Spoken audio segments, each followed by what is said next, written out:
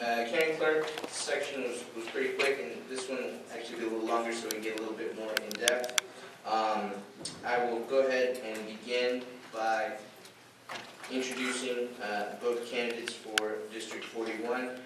We'll begin with incumbent Bobby Guerra and his challenger, Michael L. Pinker. All right. Okay, gentlemen, well, what we'll do is what we've been doing, which is just putting up the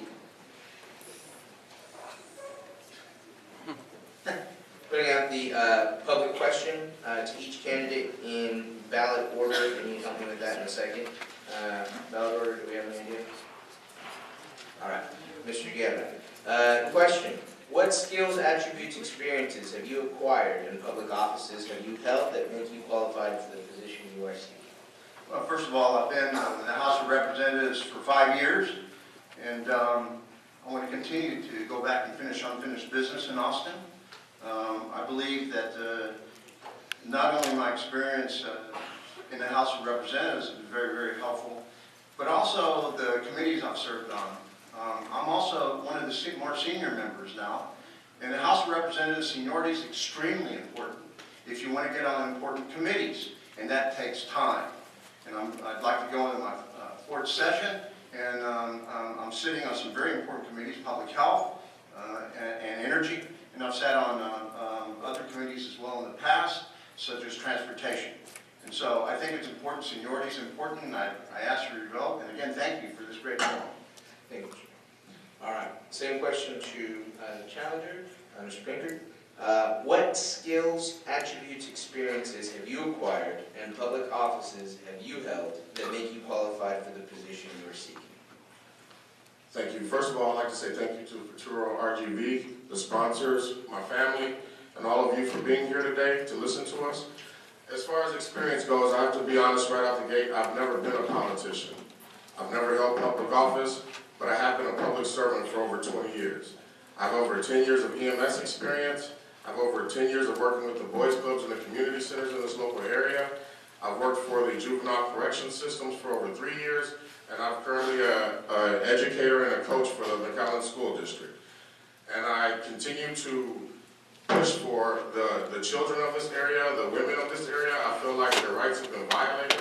I feel like the children in the at-risk communities are not being paid attention to, and I think it's time for new blood and a new vision to lead this area forward. Thank you for your time. Thank you, Mr. Pinker. Okay, so what we will do now is, how many rounds here? Excuse me for 1 second. I guess we'll do 2 rounds, beginning with our moderators, and this time we'll start with Davis. And Davis, if you could address the first question to Mr. Pinker. Mr. Pinker, you just got through saying, in part, children's rights are being violated. Can you explain that, please? Well, I'm sorry if I was a little excessive with that, but what I'm trying to say is that as a teacher working in an at-risk community or an economically disadvantaged community, we notice that those areas get less attention than those areas where the economy is better off. The children in those districts are constantly hungry. Their materials are outdated. Their programs aren't sufficient according to what the other schools are getting. When teachers leave, classes have to be reshuffled and teachers aren't coming in. They're pegging the campuses, so which means that if a school doesn't do well on a certain state test, then those people are allowed to leave that school and go to another school, lowering the numbers in that school district, and then they hurt that school for having low numbers, and then those people in that community have nowhere local to go for their children to go to school at. That's more or less what I was trying to say. Can I ask a follow-up? Yes.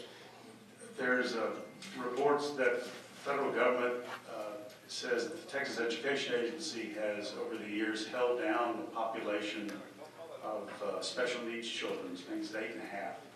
Regardless of how many special needs children there are. Do you have anything to say about that? Do you see that? Have you seen that? What would you do to change that if you were a legislator? I believe we need to look into more alternative education systems. I think we need to add more money to our school funding, maybe push it back to the 2008 budget. I think we need to have more money put into the special ed program.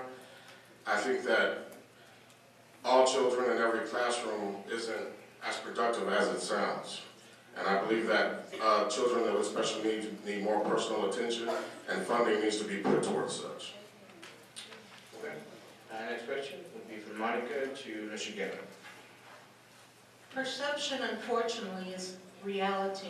And when you're working in Austin as a minority part of individuals trying to explain what our border region really looks like, how can you effectively tell your counterparts and convince them that our area is a safe area, we are not in a war zone, and actually get the word across in Austin? That's an excellent question, and in the committees I've served on, for instance, I got the agriculture committee to come down here, and the members of that committee were absolutely amazed. And I told them, I said, yeah, we have paved streets, guys. And they saw this thriving area. They also saw we didn't have gunfights going on in our streets. So it's important that when we serve in Austin as a representative, we bring as many members down to the Rio Grande Valley as we can, try to have hearings here, and if nothing else, just bring them here as a guest so they can see what a beautiful place this is and what a vibrant community we have and why we are leading Texas forward. All right. Dave, go ahead and ask a question. Mr. Pinker, according to your most recent campaign finance report, you haven't raised any money, and the only money that you have spent is on your filing fee. Can you talk a little bit about what's going on with your campaign? I do not believe in requesting a large amount of funds from the public. I would like for the public to use their funds where they see fit. I believe that candidates should be promoting themselves, and I think that if your cause is big enough, then you should find the means to promote that yourself. So my donations, I ask for $100 or less, and we're barely getting started. So I anticipate more, involvement, but I would like volunteer involvement. I would like word of mouth. I'm not asking for dollar signs. I'm a faith-based candidate, and I believe that this is the path that we're supposed to be on. And I believe that I'm here to help this community and to help the children of this community like I have been for the past 20 years. And since God put me here, and I believe that God is going to put me in that seat as well, so dollar signs are not required right now. Dave? All right, Davis, question to Mr. Guerra. Back to the Texas Education Agency and I guess the U.S. Department of Education is saying TEA has illegally held down suppressed the number of special needs children, which I guess is because it has funding implications. What do you know about this? What will you do if you return to Austin about this? Well, quite frankly, Davis, I consider that information to be extremely disturbing. The state of Texas has got to get its act together as far as these kids are concerned. And we've addressed some of those issues with foster care children, but we have a long way to go. But the problem is there's people in Austin, you talked about funding these issues, the problem is there are people in Austin that don't want to spend a dime on anything. And I get that. We want to keep our taxes low, but at the same time we have priorities like our public schools. My word, we're bussing kids around in $1984 in the state of Texas. This is ridiculous, especially when you have rainy day funds to help us out with many issues like this. Thank you, Mr. Guerra. Next question.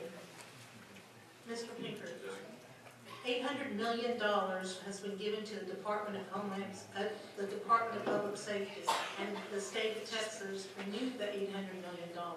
What is your opinion, and if elected, what would you do if you were elected in Austin to try to change that course? First of all, I believe that part of the education system should fall under that bracket. I believe that teachers are basically state employees but aren't treated as such. And if teachers were shifted to be under that same guideline, the public safety guideline, then they would get the same retirement system. They could get a higher pay rate, and that would free up local money to do things for the local community. I think that shift, if they brought us into that, our teachers into that category, then the money would be used in the wiser means. Now, as far as the putting money towards that, I would fight that. I believe that more money should be put towards public education, and I believe it should be put more towards women healthcare facilities. I'd like to follow up on that. Yes, The reason for the $800 million is because Austin believes we're not safe down here, and they believe that the Department of Public Safety needs to come down and do the job of what the federal government, what they consider isn't doing. So besides going into education, what is your opinion in dealing with security? Well, like you said, security is a national issue, so I would fight them.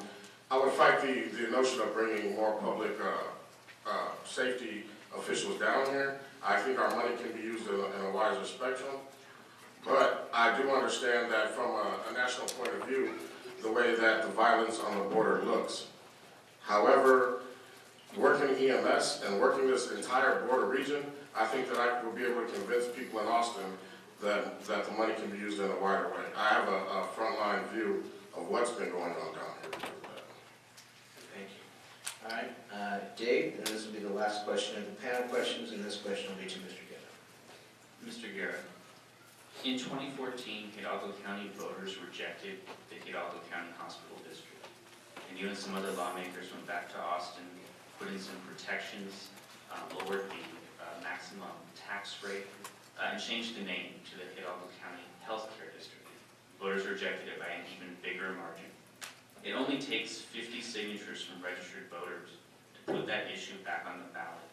Should you and other lawmakers in Austin consider raising that number to make it a little bit more difficult to put this back in front of voters? As far as I'm concerned, the healthcare district is off the table. It's been brought to these voters here in Hidalgo County on 2 different occasions. So that's off the table. But we need to find other innovative ways to make sure that we take care of the indigent population as far as healthcare needs are concerned. When you see children who are not being taken care of, that's a real problem. And we in the state of Texas have got to do something about that. But the healthcare district, as far as I'm concerned, is off the table. We need to find other innovative ways. I'm also pleased to announce that the local mental health authority, who I've been working very closely with, has just received some additional funding for additional beds and also some counselors. We work very, very hard to make sure that happens, and we've got to take care of these type of issues. Mr. Garrett, just a quick follow-up. So if the healthcare district is off the table, but it only takes 50 votes to put it back on the ballot, do you think the legislature should raise the number of votes to require to bring this issue back up again? Well, as I understand it, that's in the Texas Constitution for any healthcare districts throughout the state. And if to put it back on the ballot with just 50 signatures, you know, quite frankly, I think you're talking to the wrong person, because I would not be the one that would be making the decision to change that. But yeah, I think so. But quite frankly, again, it's off the table. It's off the table. I think that the healthcare district, the taxing district is off the table. Again, we need to find other innovative ways to make sure that we provide for the healthcare needs here in the Rio Grande Valley. Okay, thank you. All right, so that concludes our panelist questions. We will now give each candidate a 1 minute to summarize their positions and make the appeal to the public. So we will start with the challenger, Mr. Pinker. First of all, I'd like to say thank you again for having me. I would like to stress that I'm here to fight for, like I said, the children of our eco-disadvantaged communities. I feel like they've been forgotten. I also like to push for some sort of laws to be passed in regards to prescription writing. I feel like doctors get kickbacks for the prescriptions they write, and in turn, those prescriptions are hurting people on a large scale. I also believe that the women's healthcare facilities were closed and altered without proper cause, and I believe that we need to retract that. So I'm asking for your support, I'm asking for your vote, and I'm letting you know that I have been a public servant, like I said, for over 20 years. I'm honest, and I'm here for you. And I really would appreciate your vote this March. Thank you. Thank you, Mr. Pinker. Mr. Guerra. Well, again, I think it's important that I go back to Austin and fight for you. I've been there for 5 years. I want to go back and continue to do so. I've gained a lot of seniority, and that's important in the House of Representatives, because that determines on what committees you'll be placed on, chairmanships and vice chairs positions. And so I think in order to fight for you, it's important that we have seniority in Austin, and that's what I want to do, is go back and fight for the Rio Grande Valley. Thank you, Mr. Chairman. All right, ladies and gentlemen, let's hear it for both of our candidates.